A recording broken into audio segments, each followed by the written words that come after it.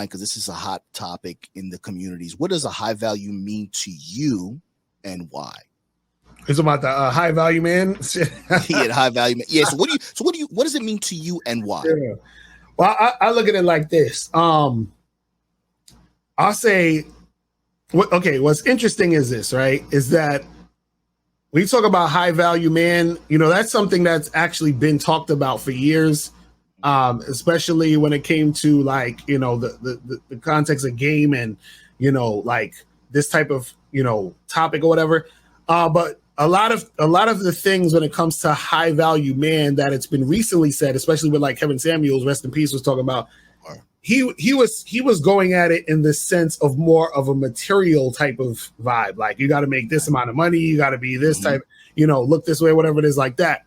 But really, the thing is, if you're talking about high value is subjective, and it all is based on what the individual values. Precisely. So the thing is that, if I need some plumbing done, this plumber is high value right now. Right. Cleaning up shit. Right. Exactly. That's it. You know what I mean? If I'm hungry, I need a sandwich. This person at Subway is high value right now. You see what I'm saying? So whatever is considered high value to you is subjective, and it all depends on the circumstance of what it is. So it's not anything that's just arbitrary. Like, even when you talk about money, in a context, money could be considered something that makes you high value if money is needed in that particular situation. Right. You see what I'm saying? But if it's not, then it don't matter.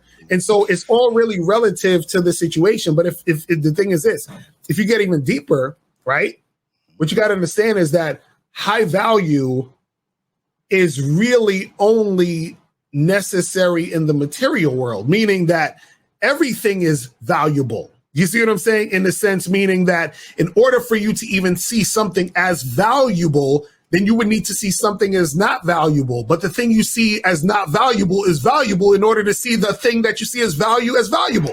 You see what I'm saying? It's too early for you niggas. Yo, listen, you heard what he said. You guys better rewind this. Sign up for the badboymembership.com, okay? And subscribe to Mr. Lucario, because you heard what he just said.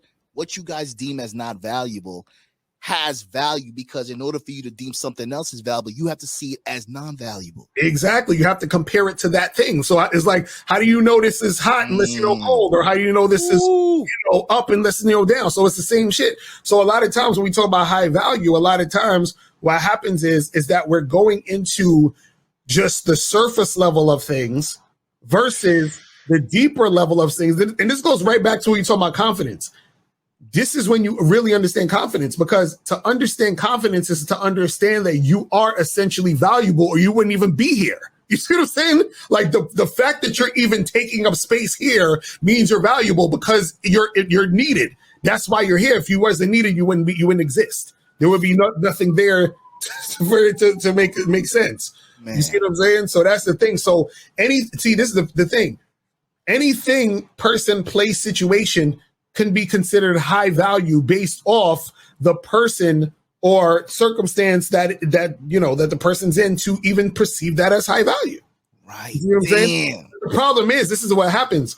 A lot of people use that whole high value thing as an ego boost. Well, I'm a high value man and you're not, and I'm a high value because I have this. And it's more of a thing for a person to feel as if they are higher or better, quote unquote, than the next thing or person. That's all of that is like ego and a bunch of nonsense. You see what I'm saying? Listen, it's crazy. I get it. I get what he's saying. I don't think you niggas gonna get. You better rewind this. So, last question, Lucario. So, what can men expect from your? I mean, I think they have a good grasp, but what can they expect from your coaching style? Booking a coaching session with you, and how do they book a session with you? Right. So yeah, definitely. If anybody wants to book a session with me, go to mrlucario.com. I do this thing called 30-minute game sessions, where we do, a 30-minute session where we talk on the phone. I go back and forth with you to figure out what we can do and take an action plan to get you from point A to point B. Also, I have monthly coaching sessions. So if you want more, you can book one of those. But one of the things that I tell guys is that when I help you with what it is you need help with, you need to be able to actually be ready to take action. Because the thing is, if you're not taking action, then I don't want you to come in and waste your money. You feel what I'm saying? Right. So the thing is that, and I say this, one of the things that for any of you guys out there who are looking to get coaching, even if it's not for me, you got to understand that a person who's coaching you is supposed to push you outside your comfort zone. You see what I'm saying? And they're supposed to put you to work. And if that's not happening, you're not really getting any coaching. You're not really working on anything, because what happens is that the fear of, a lot of times people, they have this fear, so they don't want to actually do anything. But the fear is good, because the fear is getting you out the comfort zone. It's getting you into a situation that you haven't been in, so that you can become the person you haven't been before. You see what I'm saying? Because the person you are right now isn't getting the result you want. You feel what I'm saying? Right. So you have to make sure you upgrade, so you become that person who can get that situation where he needs it to go. You see what I'm saying? So that's what it is, because it's the funny part. Some people get mad or pissed off or frustrated that they're not getting what they want. But you have to also understand the reason why you're not getting what you want is because the you are right now can't handle the thing that you actually want. You see what I'm saying? You can't do it. That's our show, bro. That's our show for the next. Fuck, bro. Mic drop. You know what I'm saying? That's what the people don't get. A guy be like, I want the baddest chick ever. Okay, here she go. Can't handle it. Now what?